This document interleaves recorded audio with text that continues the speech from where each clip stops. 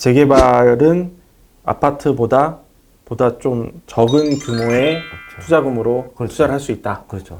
그리고 좀 더 공부를 하고 정확히 좀 알면은 복잡해 보이지만 그 안에서도 좀 수익률을 꽤 올릴 수 있다. 그렇죠. 뭐 하나 예를 좀 들어서 설명을 하면, 네. 그럼 이제 재개발 이제 절차를 보면 정비 기본 계획이라고 지자체에서 수립하는, 예, 뭐 도시 및 주거환경 정비 기본 계획 이런 그 시도별로 다 있잖아요. 예, 예.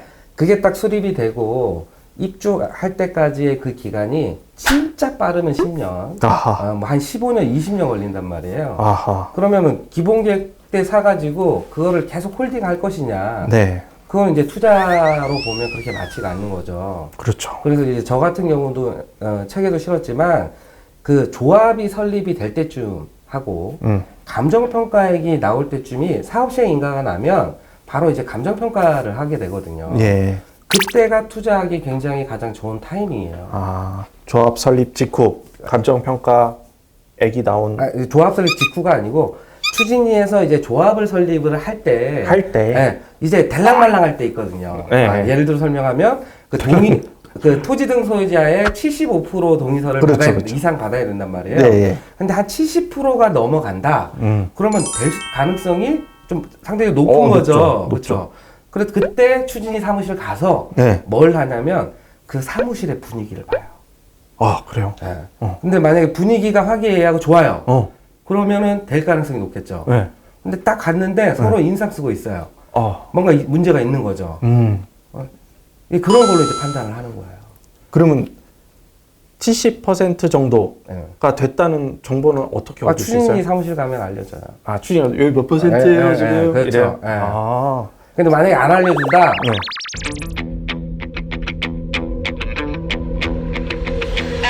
그러면 그 동의율이 굉장히 낮다라는 얘기잖아요. 그렇죠. 말을 안 한다는 건 네.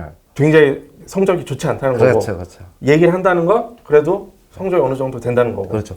근데 그때 상태 되면 되게 그 이제 사업이 될지 안 될지 모르기 때문에 네. 이게 프리미엄이 별로 안 붙어 있을 거 아니에요. 그렇죠. 그러면 이제 빌라 같은 경우는 매매가 대비 전세가율이 굉장히 높죠. 네. 그럼 투자금이 굉장히 적어요. 맞아요. 그 실제 뭐 제가 투자하는 거 같은 경우는 적게는 2천에서 3천 정도 투자하는 것들도 몇 개 있거든요. 근데 그 단계에 투자를 하게 되면.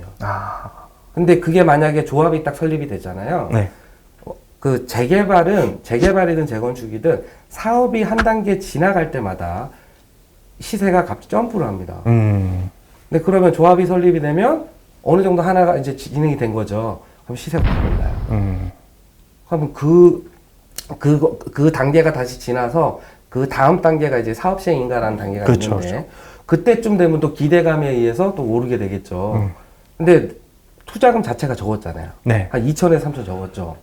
근데 이거를 여러 단계 안 가도 보통 한 1년, 2년 정도 되면 한 단계 이상 가거든요. 네. 그러면 시세가 한 5천에서 많게는 1억까지 올라 있어요. 그러면 한 2, 3천 놓고 예를 들어서 한 1억 올랐다.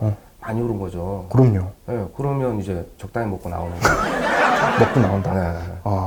그리고 이제 만약에 그 사업시행 인간하고 감정평가 났다. 그때는 투자금이 적게 들진 않아요. 그렇죠. 네, 투자금이 좀 많이 들어간단 말이에요. 근데 그때 상태에서 그 기존에 그 구역 내 물건 갖고 계신 분들이 이제 원조합원이라고 하는데 네. 그분들의 심리 상태가 어떠냐면 네. 대개 한 10년 전부터 거기에 물건을 가지고 있었을 거 아니에요, 집을. 네.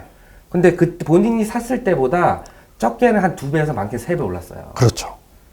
그러면 그분들이 신문이나 이런 데서 어떤 걸 접하냐면 재개발하게 되면 감정평가액 엄청 작게 나온다, 집 뺏긴다 이런 기사는 굉장히 많이 들었잖아요. 그러면 감정평가액이 적게 나오면 그럼 지금 시세보다 손해보는 거죠. 그러면 그거를 이제 판다니까요. 근데 그 물건들 중에 굉장히 싸게 나온 것들도 있어요.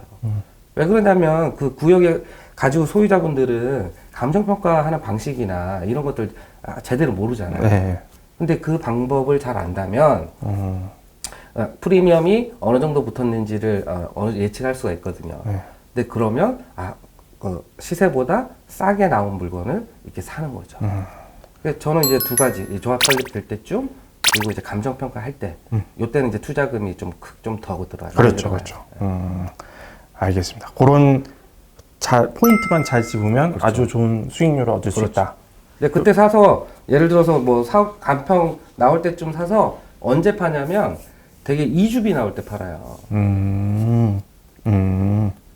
2주비 나올 때. 네, 왜 그러냐면 예, 지금은 이제 수도권은 이제 규제가 되기 때문에 2주비가 확 줄어버렸잖아요. 그렇죠. 그러니까 뭐 투기과열지구 뭐 40%의 뭐 주택이 있으면은 이제 2주비 아예 안 나오고 그러잖아요. 예. 근데 지방 같은 경우는 주택수에 관계없이 감정가의 60%가 나와요. 근데 재개발 구역 내에 있는 주택이다. 전세가가 굉장히 낮거든요. 매매가 대비. 그렇죠. 예를 들어서 뭐 매매가 한 2억인데 전세 한 3천 막 이러거든요. 그렇죠. 근데 만약에 뭐 감정평가액이 예를 들어 한 1억 5천 나왔다. 그럼 거기에 60% 2주비 나오면 9천만 원 나오는 거예요. 예. 그럼 돈이 남죠. 그렇죠. 그럼 투자금이 확 줄어들죠. 그렇죠. 그럼 그 투자금이 줄어들면 누가 오냐면 투자자들이 와서 그걸 사요. 그럼 그때 잘 팔려요. 예를 들어 한남 뉴타운은 지금 3구역이 제일 빠르잖아요. 그렇죠. 거기는 어딜 봐야 돼요? 그러니까 거기 같은 경우는 주변이 없잖아요. 네. 이게 어떻게 해야 되냐면 결국엔 역으로 내가 관리처분 계획을 수립한다라고 생각을 해야 돼요.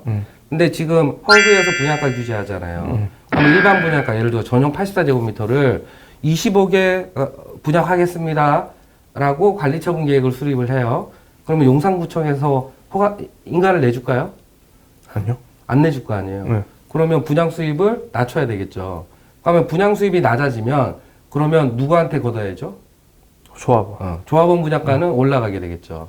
맞아요. 그러면 조합원 분양가가 높아질 가능성이 굉장히 높아요. 그럼 결국 이게 뭐냐? 일반 분양가랑 이 조합원 분양가 차이 이게 줄어든다는 거죠. 그러면 뭘 먹어야 되냐? 얻을 수 있냐? 입주하고 나서 거기가 허름했는데 신축 아파트가 이렇게 그렇죠. 쫙 들어오죠. 그러면 시세가 이렇게 어느 정도 안정이 되면 쭉 치고 갈 거 아니에요. 근데 그거를 이제 투자 수익으로 얻어야 되는 거예요.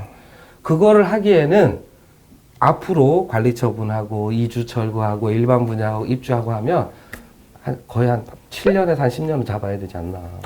한남 3구역이 보세요. 지금부터? 지금 이제 사업자 인가났으니까 관리 처분 1년. 2주 철거하는데 1년에서 길어지면 2년 걸릴 거 아니에요. 공사하는데 3년 걸리고. 5년에서 6년. 5년 한 6년 정도는 봐야 된단 말이에요. 그럼 투자 기간이 굉장히 길어지죠. 그렇죠. 그런 단점. 그러니까 그런 데는 투자 목적으로 들어가기에는 투자금이 굉장히 많이 들어가고 수익률로 계산해 보면 별로 안 좋은 거죠. 그런 데를 이제 투자하는 거는 자금 여유가 있는 분이 실거주, 실소유자. 이분들은 그런 데는 이제 들어가서 사는 거죠. 그러면 3구역이 지금 빠르니까 그걸 보고 주변에 2, 3, 4구역 그렇죠. 네. 중에 일반 분양 비율이 높을 것 같고 네. 뭐 시세가 좀 아직은 많이 안 오른 것 같고 그렇죠. 이런 데를 좀 찾는 거죠. 한남동에 살고 싶다면 혹은 한남 3구역이 구역 내 뭐 빌라나 주택이나 그 평당가 얼마나 하는지를 쭉 조사를 하는 거예요. 그러면 그 옆에 뭐 2구역, 4구역, 5구역도 일단 그 기준으로 나올 거란 말이에요. 거기 뭐 그 시간이 지나서 주변 시세가 오르면 이제 더 이렇게 높게 나올 거란 말이에요. 근데 현재 중요한 건 현재 기준으로 비교하면 돼요. 그렇죠. 그렇게 하면 딱 맞아요. 열정이 넘쳐님과 함께 얘기 나눠봤습니다. 감사합니다. 네, 감사합니다.